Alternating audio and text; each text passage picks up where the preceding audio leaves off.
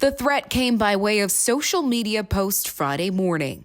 U.S. President Donald Trump called out what he described as trade barriers, unjustified lawsuits against U.S. companies, and more that have led to a massive trade deficit as negotiations with the EU stall. I just said it's time that we play the game the way I know how to play the game. They've taken advantage of other people representing this country, and they're not going to do that any longer. Poland's trade minister says he believes they'll get a good deal despite Trump's 50% tariff threat. We keep talking. The announcement or the post that President Trump has made use the word that he suggests. I don't think there is anything set in stone. The announcement marks an escalation of Trump's trade war with the EU after he initially proposed a 20% tariff on most EU goods in April, but paused those until July 8th to allow time for talks, despite still leaving in a baseline 10% tax on most imports.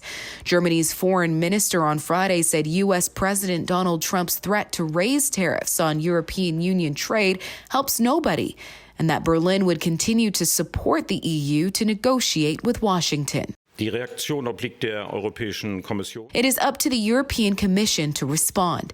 It has our full support in maintaining our access to the American market, and I believe that such tariffs do not help anyone, but would only lead to economic development in both markets to suffer as a result. Trump's 50% tariff on the EU would result in stiff levies on luxury items, pharmaceuticals, and other goods produced by European manufacturers. It, along with a separate threat from the president targeting smartphone maker Apple, caused the global market to fall on Friday. Trump threatened to impose a 25% import tax, at least, on iPhones not manufactured in America. When they build their plant here, there's no tariff.